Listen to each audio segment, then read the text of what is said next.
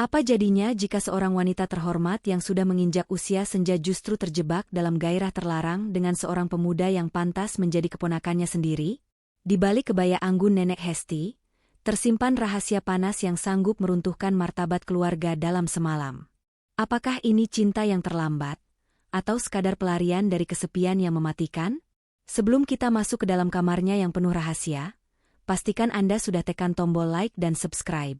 Jangan lupa tuliskan nama dan asal kota Anda di kolom komentar dengan kata hadir, agar kita bisa saling menyapa di cerita yang penuh gairah ini. Rumah besar di sudut jalan itu selalu tampak tenang, seolah-olah waktu berhenti berputar tepat di depan gerbang besinya yang bercat hitam pekat. Di dalamnya, Nenek Hesti menjalani hidup yang oleh banyak orang disebut sebagai masa tua yang ideal. Ia memiliki suami yang mapan, rumah yang luas dengan pilar-pilar kokoh, dan taman yang selalu rapi. Namun, bagi Hesti, rumah itu tak lebih dari sebuah kotak kaca yang hampa udara. Pagi itu, seperti ribuan pagi sebelumnya, Hesti berdiri di depan cermin besar di kamar utamanya. Ia merapikan kebaya katun halusnya dengan jemari yang masih tampak lentur, meski guratan usia mulai menghiasi punggung tangannya. Ia menatap pantulan dirinya, seorang wanita yang masih menyimpan sisa-sisa kecantikan masa muda yang anggun, namun matanya menyeratkan sebuah sumur yang kering. Di belakangnya, Pak Kirman, suaminya, sedang sibuk merapikan dasi. "Sarapan sudah siap, Mas," suara Hesti lembut, hampir menyerupai bisikan yang tertelan sunyi. Pak Kirman hanya berdehem tanpa menoleh. "Aku ada rapat di luar kota hari ini. Mungkin pulang larut, atau menginap. Jangan tunggu aku." Hesti terdiam. Jawaban itu adalah irama yang sudah terlalu akrab di telinganya. Kalimat yang kering, tanpa bumbu perhatian, apalagi kehangatan.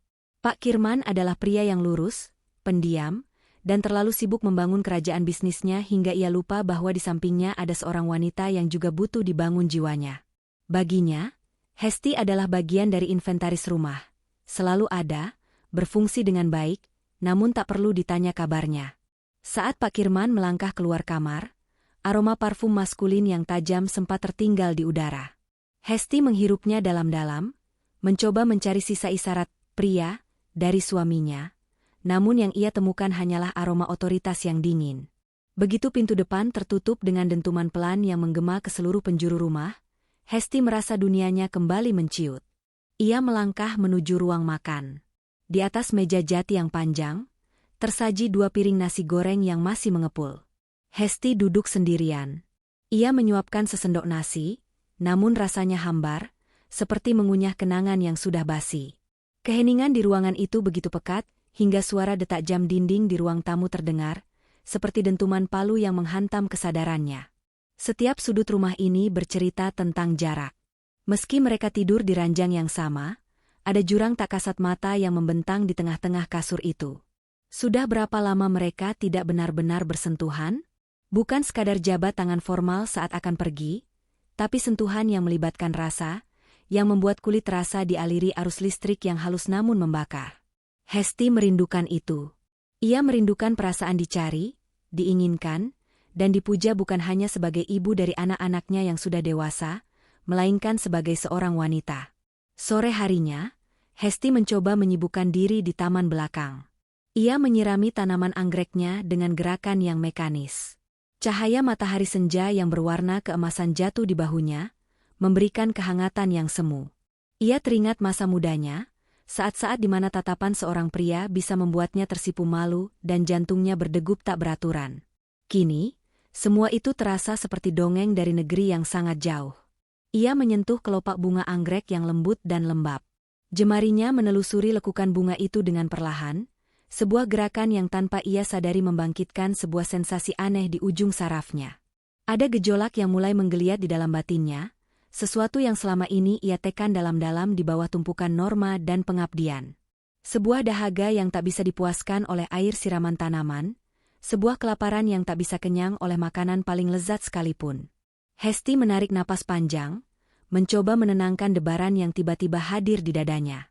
Ia merasa seolah-olah tubuhnya adalah sebuah ruangan yang terkunci rapat selama puluhan tahun. Dan hari ini, ia mendengar suara kunci yang diputar pelan dari luar. Ada antisipasi yang aneh, Sebuah ketegangan yang membuat bulu kuduknya meremang saat angin sore mengelus tengkuknya yang terbuka. "Kau masih hidup, Hesti," bisiknya pada diri sendiri di tengah keheningan taman. Ia tak tahu bahwa sebentar lagi, kesunyian yang ia peluk erat-erat ini akan segera terusik. Seorang pemuda bernama Remy akan datang membawa badai yang tidak hanya akan mengguncang dinding rumah tuanya, tapi juga meruntuhkan benteng moral yang selama ini ia jaga dengan susah payah. Malam-malam yang dingin akan segera berganti dengan panas yang membara, dan rahasia yang paling kelam akan mulai tumbuh di antara sela-sela ubin marmer rumahnya yang megah.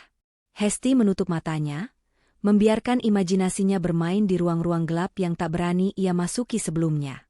Dan di sana, dalam bayang-bayang pikirannya, ia mulai merasakan sebuah sentuhan yang lebih nyata dari sekadar angin, sebuah janji akan kehadiran seseorang yang akan membuatnya merasa kembali menjadi wanita seutuhnya. Pagi itu, mendung menggantung rendah di langit, namun udara terasa gerah dan lembab, jenis cuaca yang membuat kulit terasa lengket dan napas terasa berat. Hesti sedang berada di ruang perpustakaan pribadi milik suaminya, sebuah ruangan yang jarang tersentuh cahaya matahari dan berbau apek kertas tua. Salah satu rak kayu jati besar di sudut ruangan mulai miring, engselnya terlepas, dan beberapa buku tebal tentang hukum bisnis berserakan di lantai marmer yang dingin. Saat itulah, bel rumah berbunyi. Hesti merapikan rambutnya yang disanggul rendah sebelum melangkah menuju pintu depan. Ketika ia membukanya, sesosok pria berdiri di sana, menghalangi cahaya redup dari luar. Pria itu bukan Pak Kirman, bukan pula kurir paket yang biasa datang. "Halo, Bei Hesti. Ingat saya? Remy, temannya keponakan Bibi," ucap pria itu dengan suara bariton yang berat namun renyah. Remy berdiri di sana dengan kaos polo berwarna biru tua yang melekat pas di tubuhnya, memperlihatkan garis bahu yang lebar dan lengan yang kokoh. Ia tidak lagi tampak seperti remaja canggung yang dulu sesekali datang saat lebaran. Kini, ia adalah seorang pria dewasa di puncak vitalitasnya. Rambutnya dipotong pendek dan rapi, sementara senyumnya mengandung kepercayaan diri yang hampir terasa provokatif. "Oh, Remy. Ya, tentu saja. Masuklah," jawab Hesti, sedikit gugup. Ia tidak menyangka keponakannya benar-benar mengirim seseorang secepat ini untuk memperbaiki rak buku itu. Saat Remy melangkah melewati ambang pintu, aroma parfumnya, campuran antara kayu cendana dan jeruk segar, seketika menyerbu indera penciuman Hesti, mengusir bau apek yang selama ini mendominasi rumah itu. Hesti merasa seolah-olah sebuah jendela besar baru saja dibuka paksa, membiarkan udara luar yang liar masuk ke dalam dunianya yang kedap suara. "Di mana yang perlu diperbaiki?" tanya Remy sambil menatap langsung ke mata Hesti. Tatapannya tidak lancang, namun ada intensitas di sana yang membuat Hesti merasa seolah-olah ia sedang dipindai. Di perpustakaan. "Mari, saya tunjukkan." Hesti memimpin jalan, namun ia bisa merasakan kehadiran Remy di belakangnya.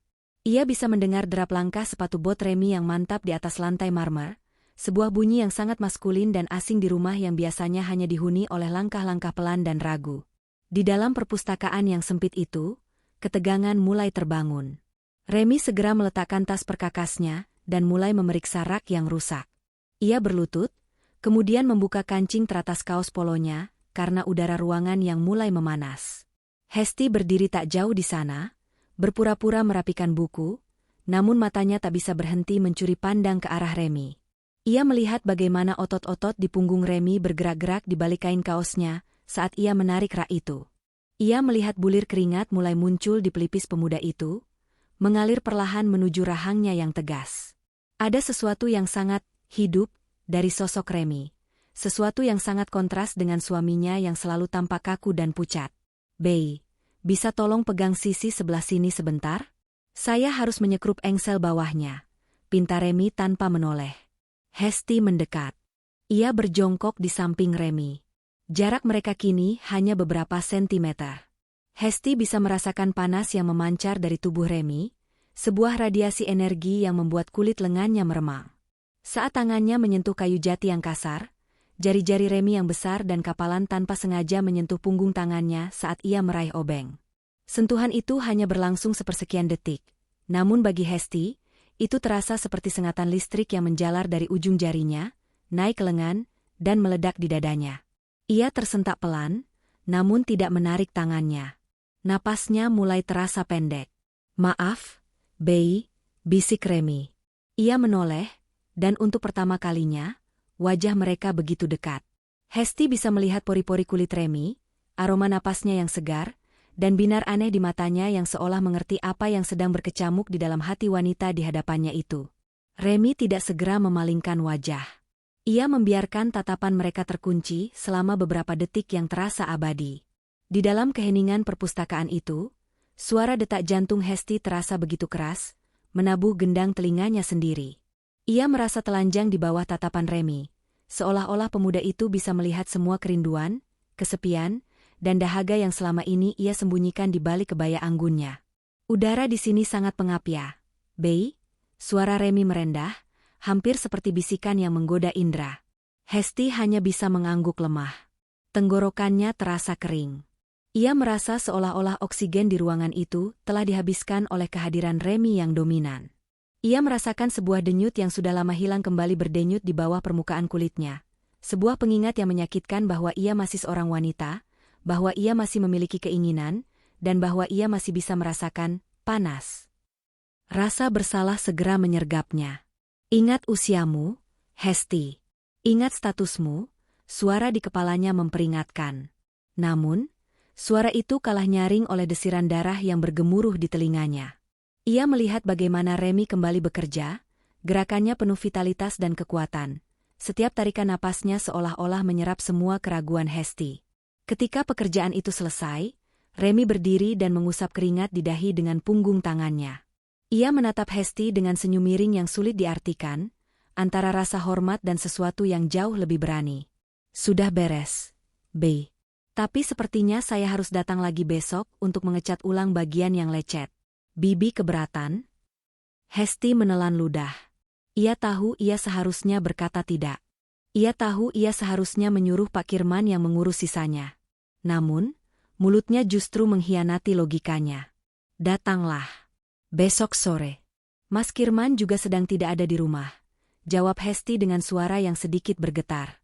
Remy mengangguk perlahan. Baiklah. Sampai besok sore, Bei. Begitu Remy pergi, Hesti menyandarkan tubuhnya ke pintu perpustakaan yang tertutup. Jantungnya masih berpacu liar. Ruangan itu kini terasa lebih luas, namun sekaligus lebih kosong. Aroma Remy masih tertinggal di sana, menempel pada buku-buku tua dan di udara yang ia hirup. Hesti menyentuh punggung tangannya yang tadi bersentuhan dengan Remy, merasakan sisa kehangatan yang masih membekas di sana. Hari ini, sesuatu telah pecah di dalam dirinya. Dan ia tahu, mulai saat ini, kesunyian di rumah ini tidak akan pernah terasa tenang lagi. Malam setelah kunjungan Remy berlalu dengan sangat lambat bagi Hesti. Ia berbaring di sisi ranjangnya, menatap langit-langit kamar yang dihiasi ukiran gipsum klasik. Di sampingnya, Pak Kirman sudah terlelap, napasnya berat dan teratur, seolah-olah dunia ini tidak memiliki masalah apapun. Hesti merasakan dingin yang luar biasa menjalar dari spray sutranya. Ia mencoba memejamkan mata, namun yang muncul justru bayangan punggung Remy yang basah oleh keringat dan tatapan matanya yang seolah menelanjangi rahasia terdalam Hesti. Astagfirullah, bisiknya dalam hati, mencoba mengusir bayangan itu dengan doa. Namun, ingatan akan sentuhan singkat di perpustakaan itu justru terasa makin nyata, seolah-olah kulitnya masih menyimpan sisa panas dari jemari Remy. Pagi harinya, Hesti terbangun dengan tekad baru. Ia harus menjaga jarak. Ia adalah seorang istri terhormat, seorang wanita yang seharusnya sudah selesai dengan urusan gejolak rasa. Ia memilih mengenakan pakaian yang paling bersahaja yang ia miliki, kebaya panjang berwarna gelap dengan kerudung yang disampirkan rapat. Ia ingin menenggelamkan sosok wanitanya di balik status Nenek Hesti.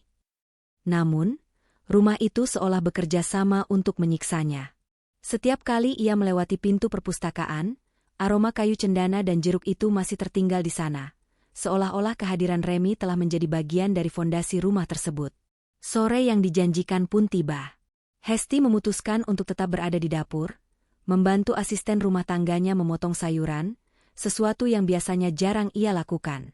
Ia ingin menunjukkan pada dirinya sendiri bahwa ia sibuk, bahwa ia tidak menunggu siapapun. Namun, ketika suara motor Remy terdengar berhenti di depan gerbang, jantungnya berkhianat. Denyutnya berpacu liar, menghantam dadanya dengan ritme yang menuntut. "Bei, Remy sudah datang," lapor asisten rumah tangganya. Hesti menarik napas panjang, mencoba menstabilkan suaranya.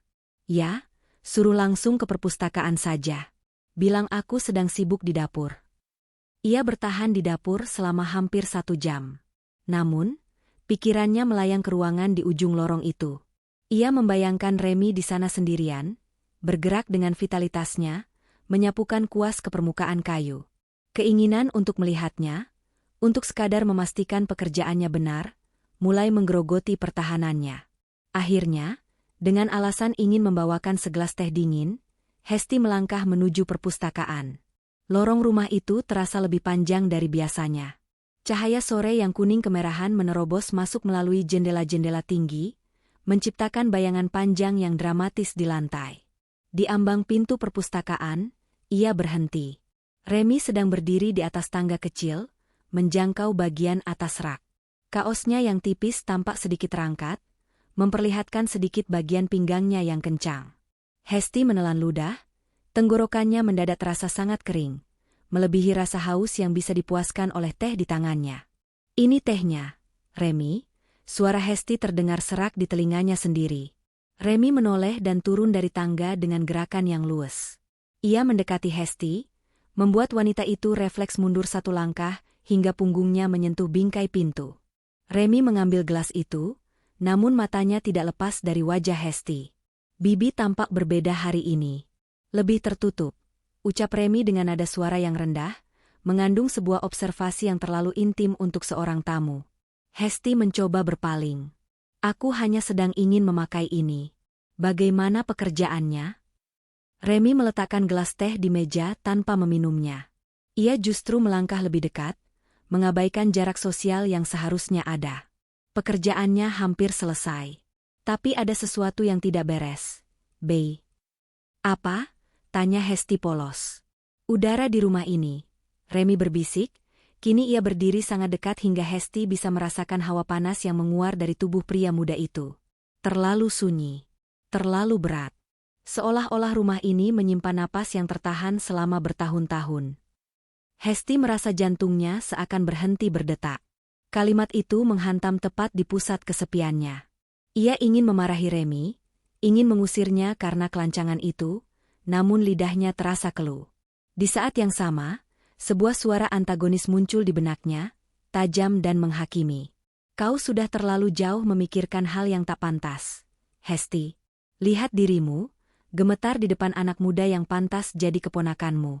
Ingat umurmu, ingat suamimu yang memberimu kemewahan ini. Kau hanyalah wanita tua yang haus perhatian, memalukan." Suara itu membuat Hesti tersentak. Ia mengangkat wajahnya, mencoba memanggil kembali martabatnya yang tersisa. "Remy, kurasa kau harus fokus pada pekerjaanmu. Aku punya urusan lain." Hesti berbalik dengan cepat, namun jalannya terhalang oleh lengan Remy yang bertumpu pada bingkai pintu di samping kepalanya. Pria itu tidak menyentuhnya, namun keberadaannya mengunci Hesti dalam sebuah sangkar yang tak kasat mata. "Kenapa Bibi selalu ingin lari setiap kali aku bicara jujur?" tanya Remy. Napasnya mengenai helai kerudung Hesti, mengirimkan sensasi hangat yang menjalar hingga ke tulang belakang. Hesti memejamkan mata rapat-rapat. Ia bisa merasakan dadanya naik turun dengan cepat. Di balik kelopak matanya yang tertutup, ia melihat kegelapan yang menggoda, sebuah jurang keinginan yang selama ini ia sangkal keberadaannya. Ia merasakan betapa tipisnya batas antara kesetiaan dan pengkhianatan, antara dinginnya masa tua dan panasnya gairah yang kembali berkobar. Jangan bicara seperti itu lagi," rintih Hesti lemah. Namun, tangannya yang memegang nampan kosong gemetar begitu hebat. Remy perlahan menurunkan lengannya. "Baiklah, kalau itu keinginan Bibi. Tapi kita berdua tahu, dinding rumah ini tidak bisa berbohong. Mereka tahu apa yang kita rasakan di ruangan ini." Remy kembali ke rak bukunya, meninggalkan Hesti yang berdiri terpaku dengan perasaan hancur sekaligus membara. Hesti melarikan diri ke kamarnya, mengunci pintu, dan bersandar di sana sambil terengah-engah. Ia menatap pantulan dirinya di cermin, wanita berpakaian tertutup yang di dalamnya sedang terbakar api yang tidak seharusnya ada. Konflik itu kini bukan lagi tentang Remy, melainkan tentang dirinya sendiri. Antara moralitas yang ia junjung tinggi selama puluhan tahun dan kebutuhan batin yang mendesak untuk merasa ada. Dan saat matahari mulai tenggelam, menyisakan keremangan di kamar itu, Hesti tahu bahwa pertahanannya sedang retak secara perlahan, dan hanya masalah waktu sebelum semuanya runtuh tak bersisa. Waktu merayap seperti pencuri di rumah besar itu. Hampir sebulan telah berlalu sejak kedatangan pertama Remy, dan perlahan namun pasti, ritme hidup Hesti telah bergeser tanpa ia sadari. Atau mungkin, tanpa ia ingin akui. Pak Kirman semakin sering menghabiskan waktu di luar kota untuk urusan ekspansi bisnisnya, meninggalkan Hesti dalam istana marmernya yang megah namun dingin. Namun, kini rumah itu tidak lagi terasa sepenuhnya mati. Ada resonansi baru yang tertinggal di udara, sebuah getaran yang hanya muncul setiap kali Remy menginjakan kaki di sana. Interaksi mereka tidak lagi sekadar soal perbaikan furnitur. Alasan-alasan kecil mulai diciptakan. Entah itu keran yang sedikit merembes, lampu taman yang redup, atau sekadar memindahkan pot bunga yang terlalu berat. Hesti tahu itu hanya dalih, dan ia membenci dirinya sendiri karena membiarkan dalih itu terus berlanjut. Namun, setiap kali ia hendak mengatakan, cukup, matanya bertemu dengan tatapan Remy yang penuh vitalitas, dan kata-kata itu seketika luruh menjadi desahan napas yang tertahan. Sore itu, mendung kembali menggelayut, menciptakan suasana remang yang intim di teras belakang. Udara terasa berat oleh uap air dan aroma tanah basah. Remy baru saja selesai merapikan beberapa tanaman merambat di pagar belakang. Ia duduk di undakan tangga teras, menyeka keringat di lehernya dengan kaos yang ia kenakan, memperlihatkan sekilas garis perutnya yang kencang dan kulitnya yang kecoklatan. Hesti datang membawa nampan berisi 2 gelas air es. Ia mengenakan gamis sutra berwarna pastel yang tipis, yang sesekali tertiup angin sore, memperlihatkan lekuk tubuhnya yang masih terjaga meski usia telah memakan waktu. Terima kasih, Bei, ucap Remy saat menerima gelas itu. Hesti duduk di kursi rotan, tidak terlalu jauh, namun cukup dekat untuk merasakan panas yang memancar dari tubuh Remy yang habis bekerja. Untuk beberapa saat, hanya ada keheningan. Namun, ini bukan keheningan yang hambar seperti saat ia bersama Pak Kirman. Ini adalah keheningan yang syarat makna, sebuah jeda yang terasa, berat, seolah-olah udara di antara mereka telah berubah menjadi cairan yang pekat. Bibi selalu tampak begitu tenang. Remy memecah kesunyian, suaranya rendah, hampir menyatu dengan suara gesekan daun di taman. Tapi mata Bibi bercerita hal yang berbeda. Ada badai di sana yang sudah lama tidak dibiarkan keluar. Hesti mematung. Jari-jarinya meremas pinggiran gelas esnya hingga terasa perih. Kau bicara terlalu banyak, Remy. Aku hanya seorang wanita tua yang menikmati hari tuanya. Remy terkekeh pelan, sebuah suara yang terdengar begitu maskulin dan menggetarkan. Ia meletakkan gelasnya dan bergeser sedikit lebih dekat ke arah Hesti, hingga lututnya hampir bersentuhan dengan kain gamis Hesti. Jangan membohongi diri sendiri. Wanita tua tidak akan menatap seorang pria seperti cara Bibi menatapku di perpustakaan waktu itu. Wajah Hesti memanas. Ia merasa seolah-olah topeng kesantunan yang ia pakai selama puluhan tahun retak dalam satu hentakan. Ia ingin berdiri dan pergi, namun tubuhnya terasa seperti terpaku pada kursi. Ketegangan di antara mereka meningkat secara eksponensial. Cahaya sore yang makin redup, hanya menyisakan bayangan-bayangan panjang yang menari di lantai teras. Remy, jangan. Bisik Hesti, namun kata, jangan, itu terdengar lebih seperti sebuah undangan daripada larangan. Remy tidak berhenti. Ia mengulurkan tangan, jemarinya yang kasar karena kerja fisik perlahan mendekati pergelangan tangan Hesti yang putih bersih. Ia tidak menyentuhnya, hanya membiarkan ujung jarinya berada 1 milimeter di atas kulit Hesti. Hesti bisa merasakan panas dari ujung jari itu, sebuah sensasi yang membuat bulu kuduknya meremang dan perutnya mulas oleh kegelisahan yang manis. Bibi tahu apa yang paling berbahaya dari rumah ini? Tanya Remy, suaranya kini hanya setingkat di atas bisikan. Bukan hantunya, tapi betapa sunyinya rumah ini. Kesunyian yang membuat setiap tarikan napas terdengar seperti teriakan. Dan aku bisa mendengar napas Bibi yang tidak teratur setiap kali aku berada di dekatmu. Hesti merasa oksigen di sekitarnya menipis.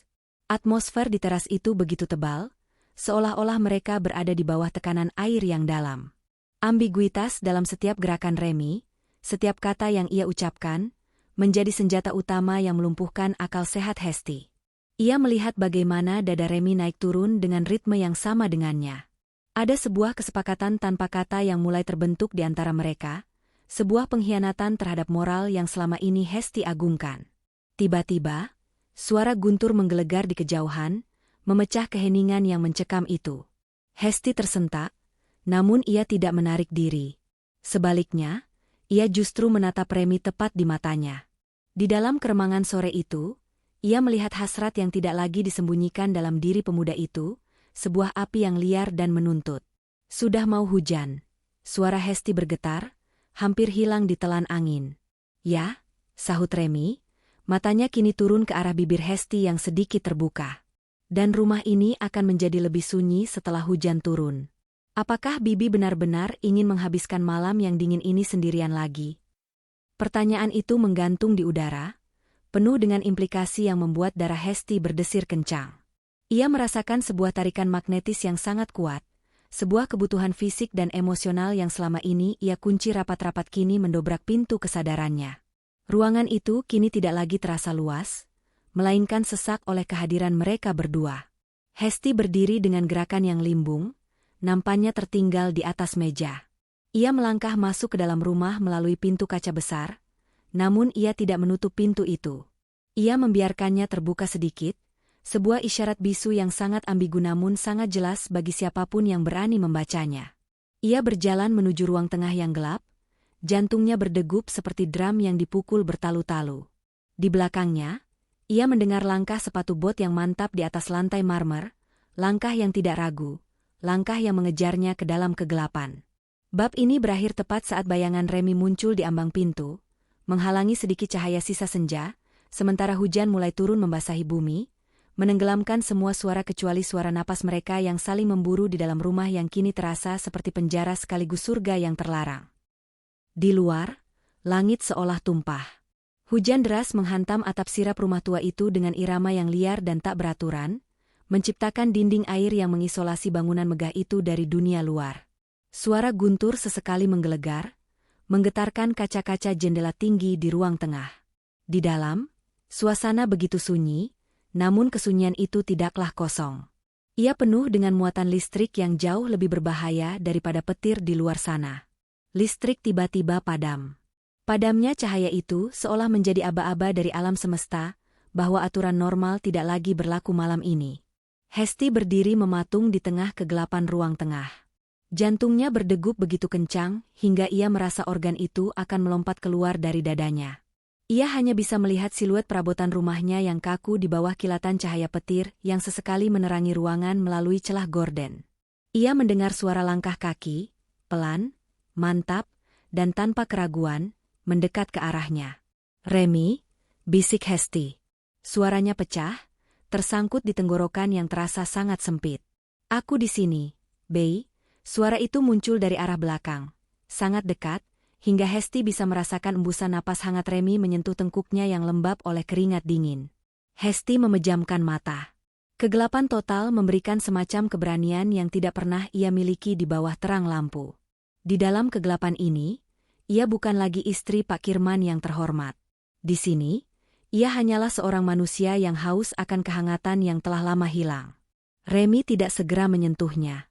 Ia membiarkan ketegangan itu meregang hingga titik maksimal. Keheningan di antara mereka terasa begitu tebal, hanya diisi oleh suara hujan yang menderu dan napas mereka yang mulai beradu ritme. Hesti bisa merasakan kehadiran fisik Remy yang dominan, seperti magnet yang menarik seluruh kesadarannya. "Kenapa Bibi gemetar?" bisik Remy lagi. Kali ini, tangannya perlahan naik, tidak menyentuh kulit. Namun sangat dekat hingga bulu-bulu halus di lengan Hesti berdiri tegak, karena panas yang memancar dari jemari pria muda itu. Ini salah, Remy. Kita tidak seharusnya." Kalimat Hesti menggantung, kehilangan kekuatannya sendiri. Salah menurut siapa? Remy melangkah maju satu tindak, kini dada bidangnya hampir bersentuhan dengan punggung Hesti. "Rumah ini kosong. Suamimu tidak ada. Dan hatimu juga sudah lama kosong, bukan?" Hesti ingin menyangkal, namun tubuhnya justru memberikan reaksi sebaliknya. Ia merasa lututnya melemas. Tarikan magnetis dari Remy terlalu kuat untuk dilawan oleh sisa-sisa moralitas yang ia miliki. Saat tangan Remy akhirnya mendarat di bahu Hesti, sentuhan yang kokoh, hangat, dan penuh tuntutan, Hesti merasakan seluruh pertahanannya runtuh seperti bendungan yang jebol. Jemari Remy yang kasar mulai menelusuri garis leher Hesti, perlahan-lahan masuk ke balik helaian rambutnya yang tergerai. Sentuhan itu tidaklah kasar, namun mengandung otoritas yang membuat Hesti merasa sepenuhnya dikuasai. Hesti memutar tubuhnya perlahan, hingga kini mereka berhadapan di dalam keremangan yang hanya diterangi oleh kilatan petir. Tatapan mereka bertemu. Di mata Remy, Hesti melihat api yang liar, sebuah hasrat murni yang belum pernah ia lihat di mata suaminya selama puluhan tahun. Di saat itu, Hesti tidak melihat seorang pemuda. Ia melihat pelampas bagi dahaganya. Ia melihat jalan keluar dari penjara kesepian yang selama ini membelenggunya. "Kau tahu apa yang kau lakukan, Remy?" Suara Hesti kini berubah menjadi bisikan yang parau, syarat dengan keinginan yang tak lagi mampu ia sembunyikan. "Aku tahu persis apa yang aku inginkan," jawab Remy singkat. Dialog mereka berakhir di sana. Tidak ada lagi kata-kata yang diperlukan. Dalam keheningan yang panjang itu, batas-batas moral, usia, dan status perlahan-lahan luruh. Hesti merasakan tangan Remy melingkari pinggangnya, menarik tubuhnya yang gemetar mendekat, hingga tidak ada lagi jarak di antara mereka. Ia merasakan panas tubuh Remy menembus kain tipis gamisnya, sebuah sensasi membara yang membuat setiap saraf di tubuhnya berdenyut. Keputusan akhirnya diambil. Bukan lewat kata-kata, ya, atau tidak, melainkan lewat tarikan napas panjang yang akhirnya dilepaskan, dan jemari yang mulai mencengkeram bahu kokoh pemuda itu. Hesti membiarkan dirinya jatuh ke dalam jurang yang ia takuti sekaligus ia dambakan. Ia membiarkan kegelapan malam dan deru hujan menjadi saksi bisu atas langkah yang akhirnya ia ambil, melangkahi batas yang selama ini ia anggap suci. Ruang tengah itu menjadi saksi pergulatan batin yang akhirnya kalah oleh gairah fisik yang meledak. Narasi kini bergerak dalam simbol-simbol, tentang kancing yang terlepas perlahan, tentang kulit yang akhirnya bertemu kulit setelah bertahun-tahun merindu, dan tentang napas yang kini bersatu dalam ritme yang liar mengikuti irama badai di luar. Di bawah bayang-bayang rumah tua itu, Hesti menyerahkan segalanya, kehormatannya, rahasianya, dan jiwanya, kepada seorang pria yang baru ia kenal sebulan, demi sebuah perasaan bahwa ia masih hidup. Malam itu, hujan tidak hanya membasahi bumi, tapi juga membasuh topeng kesantunan yang selama ini Hesti kenakan, menyisakan seorang wanita yang akhirnya memilih untuk jujur pada hasratnya sendiri, meski ia tahu bahwa esok pagi, dunia tidak akan pernah lagi terlihat sama. Narasi berhenti tepat saat keheningan yang paling dalam menyelimuti mereka di tengah kegelapan, membiarkan imajinasi bekerja di sela-sela desahan napas yang tertahan dan janji rahasia yang terpatri dalam tiap sentuhan. Keputusan telah diambil, dan jalan kembali telah tertutup rapat.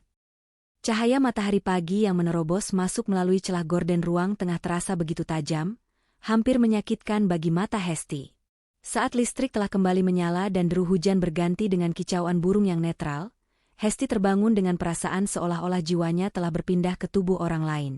Ia berdiri di tengah ruangan yang semalam menjadi saksi bisu keruntuhan benteng moralnya. Segala sesuatunya tampak sama, kursi jati itu, meja marmer itu, vas bunga yang tetap pada posisinya. Namun Hesti tahu, atom-atom di udara rumah ini telah berubah selamanya. Ia melangkah menuju cermin besar di kamar mandi. Di sana, ia menatap pantulannya sendiri.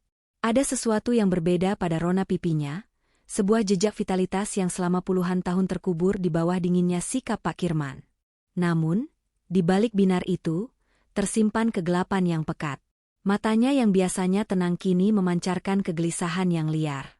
Ia menyentuh lehernya, merasakan sisa-sisa kehangatan yang seolah masih tertinggal di sana, sebuah memori fisik yang membuatnya bergidik antara nikmat dan ngeri. "Apa yang telah kulakukan?" bisiknya, suaranya gemetar. Seketika, suara antagonis di dalam batinnya kembali menghantam dengan kekuatan penuh, jauh lebih tajam dari sebelumnya. "Kau sadar apa yang sudah kau pertaruhkan, Hesti? Kau bukan lagi istri yang suci. Kau telah membiarkan kotoran masuk ke rumah ini. Kau telah menukar kehormatan puluhan tahun demi beberapa jam kegilaan bersama seorang pemuda yang bahkan tidak benar-benar mengenalmu. Bagaimana jika dinding-dinding ini bicara? Bagaimana jika Pak Kirman melihat noda di matamu?" Hesti meremas pinggiran wastafel, hingga buku-buku jarinya memutih. Rasa takut itu kini bukan lagi tentang Remy, melainkan tentang konsekuensi yang mulai membayang. Namun, anehnya, ketakutan itu berjalan beriringan dengan keterikatan yang semakin dalam. Ia merasa seolah-olah ada benang merah tak kasat mata yang kini mengikat pinggangnya dengan keberadaan Remy. Ia merasa hidup, namun kehidupan itu terasa seperti buah terlarang yang mulai membusuk dari dalam. Siang harinya, Pak Kirman pulang lebih awal dari luar kota. Hesti menyambutnya di depan pintu dengan jantung yang berdegup seperti genderang perang. Ia merasa seolah-olah kata, pengkhianat, tertulis jelas di dahinya. Kau tampak pucat, Hesti. Kurang tidur? Tanya Pak Kirman datar sembari menyerahkan tas kerjanya. Ia bahkan tidak menatap mata istrinya, hanya melewati Hesti begitu saja menuju kamarnya. Hesti terpaku. Dinginnya sikap suaminya biasanya membuatnya sedih. Namun kali ini, kedinginan itu terasa seperti cambukan. Di satu sisi, ia merasa lega karena Pak Kirman tidak menyadari perubahannya. Namun di sisi lain, ia merasa semakin terdorong menuju pelukan Remy, satu-satunya orang yang saat ini benar-benar melihatnya sebagai wanita. Ketegangan mencapai puncaknya ketika sore harinya, Remy kembali datang. Kali ini tidak ada janji pekerjaan, tidak ada rak yang rusak. Ia datang dengan dalih ingin mengambil perkakas yang tertinggal. Saat Hesti membukakan pintu, atmosfer di antara mereka seketika meledak. Tidak ada kata-kata sapaan formal. Tatapan Remy kini lebih berani, lebih memiliki, sebuah tatapan yang menunjukkan bahwa ia tahu setiap jengkal rahasia yang tersembunyi di balik kebaya Hesti. "Bei," suara Remy merendah saat mereka berdiri di lorong menuju perpustakaan. Hesti mencoba menjaga jarak, namun tubuhnya seolah memiliki kehendaknya sendiri. "Kau tidak seharusnya di sini, Remy. Mas Kirman sudah pulang." Remy justru melangkah maju, memangkas jarak hingga Hesti bisa mencium aroma maskulin yang kini terasa begitu adiktif baginya. Ia meletakkan tangannya di dinding, tepat di samping telinga Hesti, mengunci wanita itu dalam ruang sempit yang panas. "Tapi Bibi tidak memintaku pergi semalam," bisik Remy. Suaranya mengandung ancaman sekaligus godaan yang mematikan. "Bibi tahu, rahasia ini sekarang milik kita berdua. Dinding rumah ini mungkin diam, tapi aku tidak. Aku tidak bisa melupakan bagaimana Bibi menatapku di dalam kegelapan kemarin." Hesti merasakan desiran panas kembali menjalar ke seluruh tubuhnya. Ia merasa terhina sekaligus dipuja secara bersamaan. Ada keterikatan baru yang sangat toksik. Ia takut pada Remy, takut pemuda itu akan menghancurkan hidupnya. Namun ia juga mendambakan sentuhan pria itu untuk memvalidasi keberadaannya. Kau mempermainkanku," rintih Hesti, meski tangannya perlahan naik dan mencengkeram lengan kaos Remy yang kencang. "Aku tidak mempermainkanmu, Hesti. Aku memberimu apa yang suamimu lupakan," jawab Remy.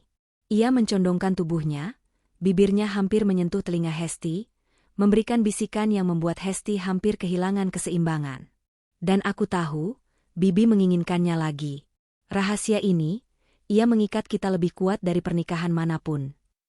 Hesti memejamkan mata, membiarkan dirinya tenggelam dalam pusaran emosi yang menghancurkan. Ia menyadari bahwa setelah malam itu, ia bukan lagi penguasa atas dirinya sendiri. Ia telah menyerahkan kunci rumah batinnya kepada seorang penjajah muda yang kini tahu persis di mana letak kelemahannya. Klimaks emosional ini meninggalkan Hesti dalam keadaan yang sangat rentan. Ia berdiri di ambang kehancuran sosial, namun ia merasa lebih bersinar dari sebelumnya. Ia adalah lilin yang sedang membakar dirinya sendiri untuk memberikan cahaya di ruangan yang gelap. Dan saat ia mendengar suara langkah kaki suaminya mendekat dari arah ruang makan, Hesti dengan cepat melepaskan diri dari Remy, namun tatapan terakhir yang mereka pertukarkan mengatakan segalanya. Permainan ini baru saja dimulai, dan taruhannya adalah seluruh sisa hidupnya. Rahasia itu kini bukan lagi sekadar beban, melainkan sebuah entitas yang hidup di antara mereka, mengikat Hesti dalam sebuah ketergantungan yang mengerikan sekaligus manis, di mana setiap detik yang berlalu terasa seperti langkah menuju tebing yang indah namun mematikan. Suasana di dalam rumah besar itu kini tak ubahnya seperti permukaan danau yang tenang namun menyimpan arus bawah yang mematikan. Hesti merasa setiap langkah yang ia ambil di atas lantai marmernya menghasilkan bunyi yang terlalu nyaring, seolah-olah rumah itu sendiri sedang mencoba membongkar rahasianya. Ia bukan lagi wanita yang tidak terlihat. ia kini menjadi pusat dari sebuah pusaran yang ia ciptakan sendiri. Pak Kirman, yang biasanya tenggelam dalam tumpukan dokumen dan panggilan telepon bisnis, mulai menunjukkan perubahan yang membuat bulu kuduk Hesti meremang. Ia tidak lagi sekadar lewat. Ia mulai berhenti, menatap, dan mengamati. Pagi itu, di meja makan yang biasanya hanya diisi oleh suara denting sendok dan hening yang beku, Pak Kirman mendadak meletakkan surat kabarnya dan menatap Hesti dengan tajam. Kau memakai parfum baru, Hesti? Aromanya berbeda. Lebih kuat. Seperti ada campuran kayu cendana dan jeruk. Hesti tersedak kopinya. Jantungnya berdegup kencang, seolah-olah detaknya bisa meruntuhkan meja makan itu. Itu bukan parfumnya. Itu adalah aroma Remi yang seolah telah meresap ke dalam pori-pori kulitnya, ke dalam serat-serat kebayanya, dan ke dalam setiap helai napas yang ia embuskan di rumah ini. Ah, ini hanya sabun baru yang dibelikan asisten rumah tangga. Jawab Hesti dengan suara yang diusahakan tetap datar, meski jemarinya di bawah meja meremas serbet kain hingga kusut. Pak Kirman tidak menjawab. Ia hanya menyipitkan mata, sebuah ekspresi yang jarang ia tunjukkan. Kau juga tampak lebih segar. Tapi matamu gelisah. Apa ada sesuatu yang kau sembunyikan dariku, Hesti? Atau mungkin ada tamu yang terlalu sering datang saat aku tidak ada? Kalimat itu menghantam Hesti seperti tamparan fisik. Ia merasa oksigen di ruang makan itu mendadak habis.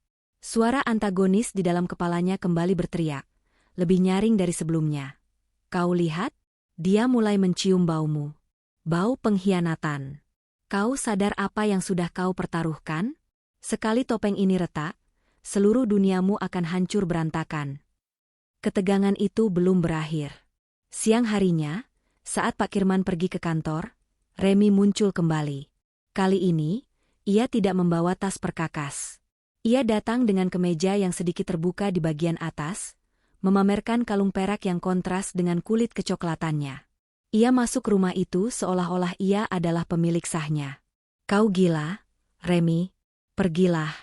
Mas Kirman mulai curiga, bisik Hesti dengan nada panik saat mereka bertemu di lorong tengah yang remang. Remi tidak tampak takut.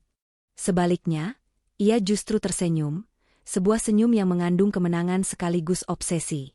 Ia menarik Hesti ke sudut dinding yang gelap, di balik pilar besar yang menghalangi pandangan dari arah dapur.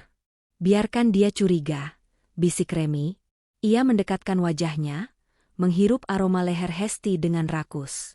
Bukankah itu yang membuat ini semua terasa lebih nyata? Ketakutanmu, itu yang membuatmu terlihat begitu cantik dan hidup, Hesti.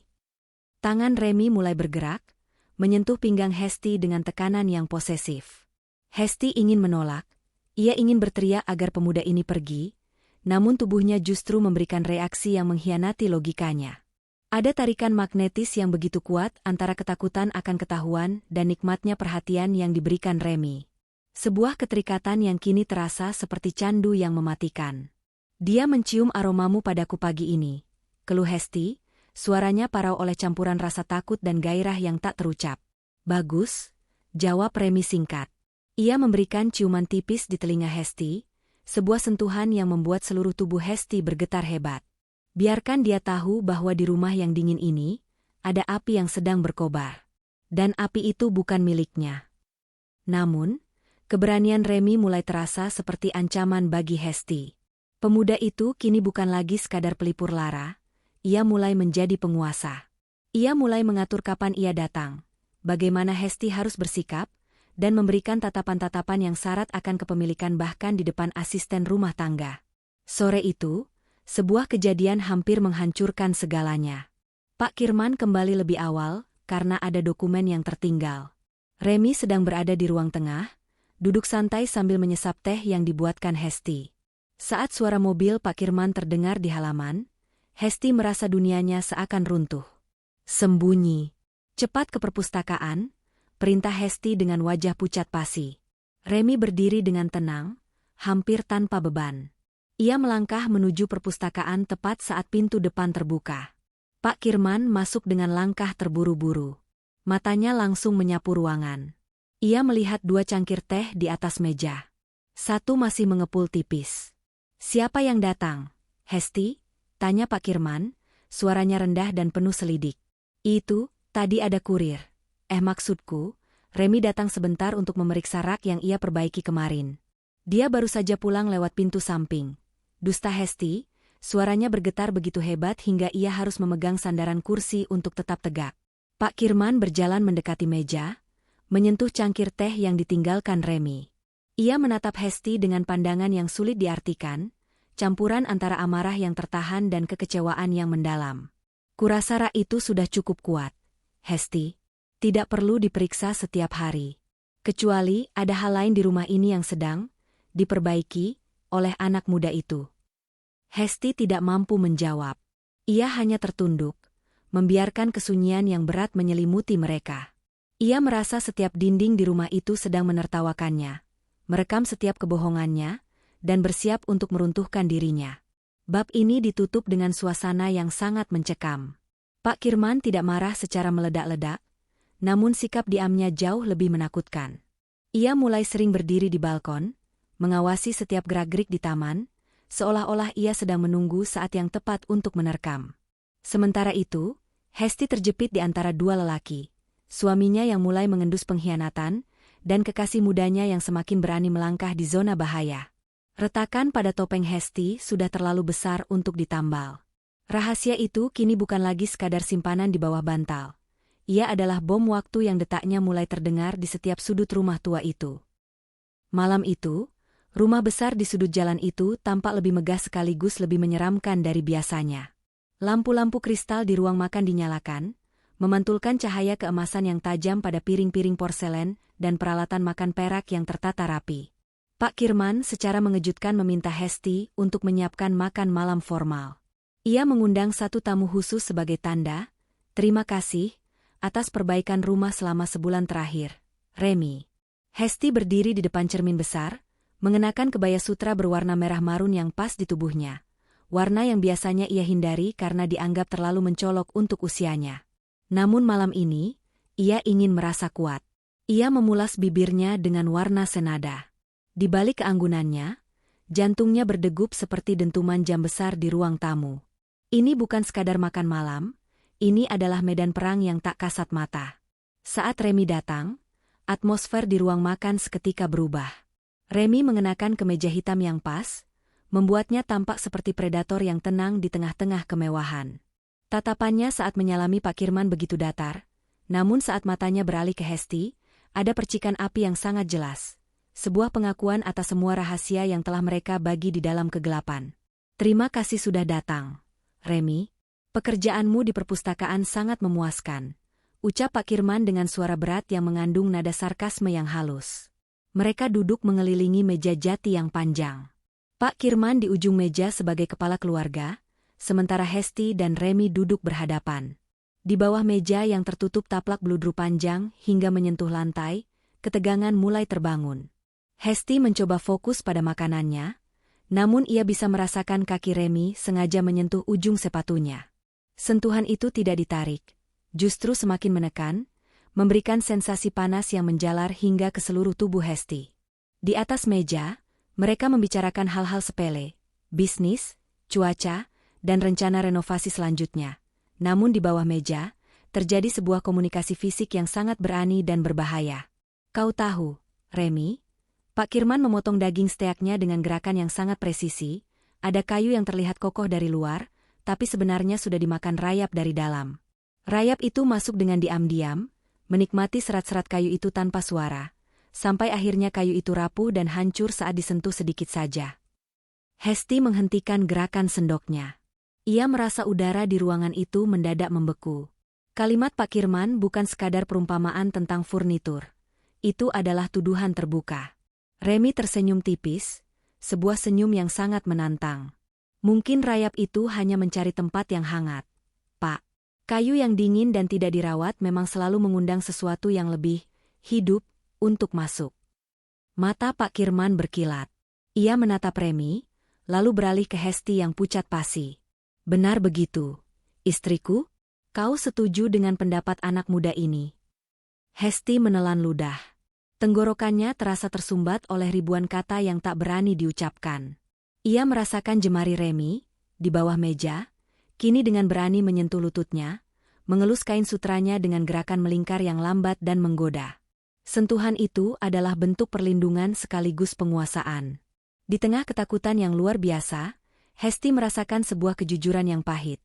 Ia lebih memilih bahaya bersama Remy daripada keamanan yang hambar bersama suaminya. Setiap rumah punya rahasianya sendiri. Mas, jawab Hesti akhirnya, suaranya kini terdengar lebih tenang dan tegas dari yang ia duga. Dan terkadang, rahasia itu adalah satu-satunya hal yang membuat rumah itu tetap berdiri. Pak Kirman terdiam. Ia meletakkan garpu dan pisaunya dengan dentingan yang nyaring di atas piring porselen. Keheningan yang mengikuti begitu pekat, seolah-olah waktu sedang menahan napas. Ia menatap Hesti cukup lama, mencoba mencari sisa-sisa kepatuhan di mata istrinya, namun yang ia temukan hanyalah pemberontakan yang anggun. Baiklah, ucap Pak Kirman pelan, hampir berupa bisikan. Jika itu pilihanmu, Hesti. Tapi ingat, setiap pilihan memiliki harga yang harus dibayar. Dan dinding rumah ini, mereka merekam setiap desahan dan setiap kebohongan. Makan malam itu berakhir tanpa ledakan amarah, namun dengan sebuah kesepakatan bisu yang mengerikan. Remy berpamitan dengan tatapan yang menunjukkan bahwa ia tidak akan pernah pergi dari hidup Hesti.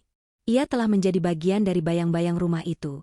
Sebuah hantu yang akan selalu menghantui ranjang dan mimpi-mimpi Hesti. Setelah Remy pergi, Pak Kirman kembali ke kamarnya tanpa mengucapkan sepatah kata pun. Ia tidak marah, ia tidak mengusir Hesti. Ia justru memberikan hukuman yang lebih berat. Membiarkan Hesti hidup dalam rahasianya sendiri, terjebak di antara suami yang tahu namun diam, dan kekasih muda yang menuntut segalanya. Hesti berdiri di balkon teras belakang, menatap taman yang kini gelap gulita. Ia menyentuh bibirnya, seolah-olah sisa napas Remy masih tertinggal di sana. Ia menyadari bahwa hidupnya yang tenang telah berakhir. Kini, ia adalah wanita yang hidup di balik tirai tipis antara kehormatan dan kehancuran. Cerita ditutup dengan Hesti yang masuk kembali ke dalam rumah dan mengunci pintu besar itu. Ia mematikan lampu satu persatu, namun kali ini ia tidak takut pada kegelapan. Karena di dalam kegelapan itulah, ia menemukan kembali jati dirinya, meski ia harus membayarnya dengan kedamaian jiwanya. Kalimat penutup narasi. Dan sejak malam itu, tak ada lagi yang benar-benar sama. Hesti melangkah di lorong rumahnya yang sunyi, menyadari bahwa ia tidak lagi sendirian. Karena di balik setiap dinding tua dan di setiap sudut ruangan yang remang, rahasia itu akan selalu berbisik, mengingatkannya pada satu malam di mana ia akhirnya memilih untuk menjadi api daripada es yang membeku. Sebuah keputusan diam-diam telah mengubah segalanya, dan permainan ini baru saja mencapai babak yang paling mematikan. Setelah malam makan malam yang mencekam itu, atmosfer di rumah besar tersebut tidak kembali normal. Ia justru bermutasi menjadi sesuatu yang lebih gelap dan menekan. Pak Kirman tidak lagi banyak bicara, namun kehadirannya terasa seperti kabut dingin yang menyelimuti setiap sudut ruangan. Ia tidak menceraikan Hesti, tidak juga mengusirnya.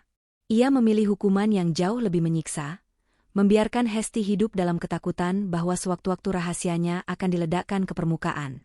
Namun, di tengah tekanan psikologis itu, ada sebuah anomali yang luar biasa.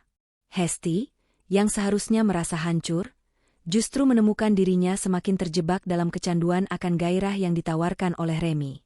1 minggu berlalu, dan Remy tidak lagi datang sebagai tukang yang membawa tas perkakas. Ia kini datang sebagai tamu yang seolah memiliki kunci tak kasat mata untuk masuk ke dalam kehidupan Hesti kapanpun ia mau. Pak Kirman sering meninggalkan rumah untuk waktu yang lama. Mungkin sengaja memberikan ruang bagi Hesti untuk semakin terjerat, atau mungkin ia sedang menyusun rencana besar di balik layar. Namun bagi Hesti, ketidakhadiran suaminya adalah oksigen bagi api terlarangnya. Sore itu, hujan rintik-rintik membasahi kaca jendela ruang tengah, menciptakan efek buram yang membuat dunia luar tampak seperti lukisan cat air yang luntur. Hesti sedang duduk di sofa beludru, mencoba membaca buku, namun pikirannya mengembara pada aroma kayu cendana yang kini seolah menempel permanen di hidungnya. Tiba-tiba, ia mendengar suara pintu belakang yang terbuka tanpa ketukan. Hanya ada satu orang yang berani masuk seperti itu. Remy melangkah masuk dengan langkah yang lebih santai, kemeja hitamnya sedikit basah oleh sisa hujan, menempel ketat pada lekuk dadanya yang bidang. Ia tidak menyapa, ia hanya berdiri di sana, menatap Hesti dengan pandangan yang membuat wanita itu merasa seolah-olah pakaian yang dikenakannya tidak lagi mampu melindunginya. "Kau berani sekali datang saat Mas Kirman baru saja pergi setengah jam yang lalu," bisik Hesti, suaranya mengandung campuran antara teguran dan harapan yang tak tertahankan. Remy mendekat, setiap langkahnya di atas karpet tebal itu tidak menghasilkan suara, namun getarannya terasa sampai ke tulang belakang Hesti. "Kenapa harus takut pada pria yang sudah menyerah padamu, Hesti? Dia hanya pemilik sertifikat rumah ini, tapi aku adalah pemilik napasmu sekarang." Remy duduk di samping Hesti, jarak mereka begitu dekat hingga panas tubuh pria muda itu mulai menginvasi ruang pribadi Hesti. Ia mengulurkan tangannya, jemarinya yang kasar perlahan menelusuri garis rahang Hesti, lalu turun ke leher, berhenti tepat di tempat denyut nadi Hesti berpacu liar. Hesti memejamkan mata, membiarkan sensasi itu membakar sisa-sisa kewarasannya. "Kau adalah rahasia paling indah yang pernah kusentuh," bisik Remy di telinga Hesti. Suaranya rendah dan serak, sebuah frekuensi yang mampu meluluhkan setiap pertahanan moral yang Hesti bangun selama puluhan tahun. Remy mulai bergerak lebih berani. Ia tidak melakukan tindakan yang terang-terangan kasar, namun setiap gerakannya syarat dengan ambiguitas yang memabukkan. Ia membantu Hesti melepaskan kancing teratas kebayanya yang terasa sesak, seolah-olah ia sedang membebaskan Hesti dari belenggu statusnya. Sentuhan kulit bertemu kulit di bawah cahaya lampu ruang tengah yang remang, memberikan efek kejutan listrik yang halus namun konstan. Hesti merasakan sebuah dahaga yang luar biasa, sebuah kelaparan fisik yang membuatnya lupa akan usianya, lupa akan dosanya, dan hanya ingin merasakan lebih banyak dari apa yang ditawarkan oleh pemuda di sampingnya ini. Di dalam benaknya, suara antagonis itu kembali muncul. Namun kali ini suaranya terdengar jauh dan lemah. "Lihatlah dirimu, Hesti." Seorang wanita terhormat yang kini gemetar di bawah sentuhan seorang pemuda yang bisa menjadi anaknya. "Kau telah kehilangan segalanya, bahkan harga dirimu." Namun, Hesti segera membungkam suara itu. Ia tidak peduli lagi. Jika kehancuran adalah harga yang harus ia bayar untuk merasa benar-benar dicintai dan diinginkan sebagai wanita, maka ia akan membayarnya dengan senang hati. Situasi di ruang tengah itu semakin memanas seiring dengan semakin derasnya hujan di luar. Remy menarik Hesti ke dalam dekapannya, sebuah pelukan yang posesif dan menuntut. Hesti bisa merasakan kerasnya otot-otot Remy dan aroma kejantanan yang begitu dominan. Di dalam keremangan itu, narasi hanya menggambarkan gerakan-gerakan yang tersirat, tentang napas yang saling memburu, tentang jemari yang mencari pegangan pada kain sofa, dan tentang bagaimana bayangan mereka di dinding menyatu menjadi satu entitas yang tak terpisahkan. Tidak ada kata-kata yang diucapkan. Keheningan itu sendiri adalah bahasa yang mereka gunakan untuk saling mengonfirmasi pengkhianatan ini. Hesti menyadari bahwa Remy telah berhasil membalikkan keadaan. Dulu, Hesti adalah nyonya rumah yang memberikan perintah. Namun kini ia adalah tawanan dari gairahnya sendiri, dan Remy adalah sipir yang memegang kuncinya. Fase pertama epilog ini menunjukkan betapa Hesti telah sepenuhnya menyerah pada gravitasi hasratnya. Ia tidak lagi mencoba melawan, ia justru menikmati kejatuhannya. Namun, di balik kenikmatan yang ambigu dan menggoda itu, ada sebuah ancaman yang mulai mengintai. Ia tidak tahu bahwa di sudut ruangan yang gelap, sebuah kamera pengawas kecil yang dipasang oleh Pak Kirman beberapa hari yang lalu, diam-diam merekam setiap desahan dan setiap sentuhan terlarang yang terjadi sore itu. Rahasia itu kini tidak lagi tersimpan di balik dinding. Ia telah terekam secara digital, menunggu saat yang tepat untuk menghancurkan segalanya. Hesti, yang sedang tenggelam dalam pelukan hangat Remy, sama sekali tidak menyadari bahwa ia sedang berdansa di atas ladang ranjau yang siap meledak kapan saja.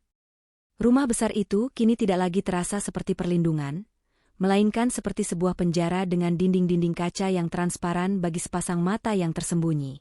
Hesti mulai merasakan sebuah sensasi ganjil setiap kali ia melangkah di koridor menuju perpustakaan, atau saat ia duduk sendirian di ruang tengah. Ia merasa seperti ada ribuan jarum halus yang menusuk tengkuknya. Perasaan sedang diawasi yang begitu intens hingga ia seringkali menoleh ke belakang, hanya untuk menemukan kekosongan dan bayangan benda-benda mati yang dia membisu. Pak Kirman menjadi lebih sering berada di rumah. Namun ia tidak lagi bersikap dingin seperti biasanya. Ia berubah menjadi sosok yang penuh perhatian dengan cara yang mengerikan. Ia sering menatap Hesti dengan senyum tipis yang tidak mencapai matanya, seolah-olah ia sedang menikmati sebuah lelucon rahasia yang hanya ia sendiri yang tahu. Suatu malam, Saat hujan kembali turun dengan ritme yang lebih tenang namun konsisten, Pak Kirman mengundang Hesti ke ruang kerjanya. Ruangan itu remang-remang, hanya diterangi oleh lampu meja kuno yang memberikan semburat cahaya oranye pada wajah Pak Kirman yang tampak lebih tua dan penuh guratan. Di atas meja jati besarnya, sebuah tablet digital menyala, menampilkan layar hitam yang seolah menunggu untuk memuntahkan sebuah rahasia. Hesti, aku baru saja memasang sistem keamanan baru untuk rumah ini, ujar Pak Kirman, suaranya terdengar datar namun mengandung vibrasi yang mengancam. Aku ingin kau merasa aman saat aku pergi. Kamera-kamera ini sangat canggih. Mereka bisa menangkap gerakan sekecil apapun, bahkan dalam kegelapan total. Mereka bisa merekam suara napas yang tercekat, detak jantung yang tak beraturan, hingga sentuhan-sentuhan yang paling halus. Hesti merasakan darahnya seolah berhenti mengalir. Ia meremas pinggiran kursi kayu yang ia duduki, jari-jarinya memutih karena tekanan. Ia tidak berani menatap layar tablet itu. Ia tahu apa yang tersimpan di sana. Ia tahu bayangan-bayangan yang menari di ruang tengah beberapa sore yang lalu telah diabadikan dalam bentuk data digital yang tak terbantahkan. Kenapa, Hesti? Kau tampak lebih pucat dari biasanya. Lanjut Pak Kirman, ia berdiri dan berjalan perlahan mengitari kursi Hesti. Apakah kau takut ada penyusup yang masuk? Ataukah kau takut bahwa penyusup itu sebenarnya sudah lama berada di sini? Menyusup ke dalam pikiranmu, ke dalam setiap serat kebayamu yang indah ini. Tangan Pak Kirman mendarat di bahu Hesti. Sentuhan itu terasa dingin dan kaku, sangat kontras dengan tangan Remi yang selalu terasa panas dan menuntut. Hesti memejamkan mata, mencoba menyingkirkan bayangan Remi yang kini justru muncul di saat yang paling tidak tepat. Ia teringat bagaimana Remi menciumi lehernya di sudut ruangan ini, bagaimana jemari pemuda itu mencari jalan di balik kain sutranya, dan bagaimana napas mereka bersatu dalam sebuah pengkhianatan yang kini terasa begitu nyata dan berbahaya. Ketegangan psikologis ini diperparah dengan kehadiran Remi yang semakin berani. Seolah-olah Remi juga merasakan adrenalin dari bahaya yang mengintai. Keesokan harinya, saat Pak Kirman sedang berada di lantai atas, Remi masuk melalui pintu samping. Ia menemukan Hesti yang sedang gemetar di dapur. Tanpa sepatah kata pun, Remi menarik Hesti ke balik lemari besar di area servis yang gelap. Lepaskan aku, Remi. Dia tahu dia memasang kamera, bisik Hesti dengan nada panik yang mendekati histeria. Remi tidak menunjukkan rasa takut. Sebaliknya, ia justru semakin mendekatkan tubuhnya, menekan Hesti ke dinding yang dingin. Ia memegang kedua pergelangan tangan Hesti dan mengangkatnya ke atas kepala Hesti. Biarkan dia melihat, bisik Remi di depan bibir Hesti. Biarkan dia melihat bagaimana wanita yang ia abaikan selama puluhan tahun ini, akhirnya bisa kembali bernapas di tanganku. Kau tidak takut padanya, Hesti. Kau hanya takut pada seberapa besar keinginanmu untuk terus melakukan ini bersamaku. Remi mulai mencium Hesti dengan intensitas yang lebih liar.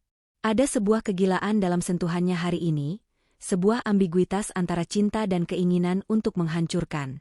Hesti merasakan gejolak yang luar biasa di dalam dadanya. Rasa takut akan ketahuan bercampur aduk dengan gairah yang membara karena dilarang. Di bawah tekanan tubuh Remi, Hesti merasa dunianya berputar. Ia bisa merasakan kerasnya otot lengan Remi dan panas yang seolah-olah terpancar dari setiap pori-pori kulit pemuda itu. Sentuhan Remi bergerak dengan ritme yang menantang bahaya. Di area yang gelap dan tersembunyi itu, mereka berada sangat dekat dengan mata, kamera yang mungkin sedang merekam setiap gerakan mereka. Ambiguitas sensual ini menjadi bumbu yang paling mematikan. Setiap gerakan jari Remi di balik pinggang Hesti, setiap desahan yang coba ditahan Hesti agar tidak terdengar hingga ke lantai atas, menjadi sebuah tarian di atas jurang kehancuran. Hesti merasakan puncak dari konflik batinnya. Ia merasa jijik pada dirinya sendiri, namun ia menyerahkan setiap inci tubuhnya pada pria muda yang telah mengubahnya menjadi seorang tawanan nafsu. Fase kedua ini berakhir dengan sebuah kejutan yang menyesakkan napas. Saat Remi akhirnya melepaskan Hesti dan melangkah pergi dengan seringai kemenangannya, Hesti berdiri sendirian di dapur, mencoba merapikan pakaiannya yang berantakan dan napasnya yang masih memburu. Saat ia berbalik, ia melihat Pak Kirman berdiri di ambang pintu dapur. Pak Kirman tidak berteriak. Ia hanya memegang sebuah ponsel, layarnya menunjukkan siaran langsung dari kamera di area servis. Mata Pak Kirman menatap langsung ke mata Hesti, namun tatapannya bukan lagi kemarahan. Itu adalah tatapan seorang pemilik yang baru saja membuktikan bahwa peliharaannya telah melakukan kesalahan fatal. Aku sudah melihat semuanya, Hesti. Dari awal, hingga bagian di mana kau membiarkannya menyentuhmu seperti itu, ujar Pak Kirman dengan suara yang sangat tenang, sebuah ketenangan yang jauh lebih menakutkan daripada badai manapun. Sekarang, kau punya dua pilihan. Tetap di sini dalam kesunyian yang abadi, atau keluar dari rumah ini tanpa membawa satu helai benang pun dari kemewahan yang kuberi. Tapi sebelum kau memilih, aku ingin kau menonton rekaman ini bersamaku, sekali lagi. Aku ingin kau melihat betapa, hidupnya, kau saat sedang menghancurkan hidupmu sendiri. Hesti jatuh terduduk di lantai marmer yang dingin. Retakan pada topengnya kini telah menjadi lubang besar yang menelan seluruh dunianya. Ia terjebak dalam perangkap yang dibangun oleh kecemburuan suaminya dan obsesi kekasih mudanya. Fase ini ditutup dengan keheningan yang menyesakan, di mana satu-satunya suara yang terdengar adalah detak jantung Hesti yang berpacu melawan waktu yang kini terasa seperti musuh paling nyata. Malam itu, badai tidak hanya mengamuk di luar dinding rumah tua itu, tetapi juga telah merobek setiap jengkal kedamaian yang tersisa di dalamnya. Ruang perpustakaan, tempat segalanya bermula dari sebuah sentuhan engsel rak buku yang rusak, kini menjadi saksi bisu bagi konfrontasi terakhir. Cahaya lampu di ruangan itu redup, hanya menyisakan keremangan yang memberikan bayangan panjang dan tajam pada wajah tiga manusia yang terjebak dalam labirin dosa dan dendam.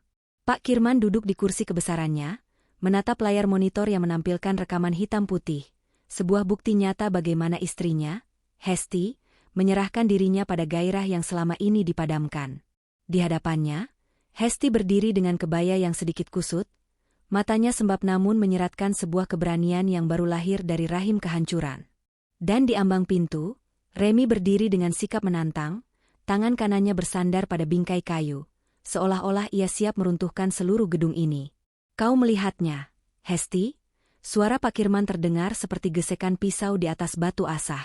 Kau melihat betapa hinanya kau di bawah sentuhan anak ini? Wanita yang selama puluhan tahun kujaga kehormatannya, ternyata hanyalah selembar kain yang mudah terbakar oleh api murahan. Hesti menatap layar itu tanpa berpaling. Ia melihat dirinya sendiri dalam rekaman itu, seorang wanita yang tampak begitu hidup, dengan napas yang memburu dan jemari yang mencengkeram bahu Remy dengan keputusasaan yang indah. Di dalam rekaman itu, ia melihat seorang wanita yang akhirnya merasa, bukan sekadar ada. Hinanya aku bukan karena sentuhannya, Mas. Jawab Hesti, suaranya kini stabil, hampir dingin. Tapi karena aku baru menyadari bahwa selama 30 tahun, kau tidak pernah membuatku bernapas sedalam itu. Kau memberiku kemewahan, tapi kau membiarkan jiwaku mati kedinginan. Remy melangkah masuk, memecah keheningan yang menyesakkan. Ia berjalan mendekati Hesti, dan secara mengejutkan, di depan mata Pak Kirman, ia meletakkan tangannya di pinggang Hesti.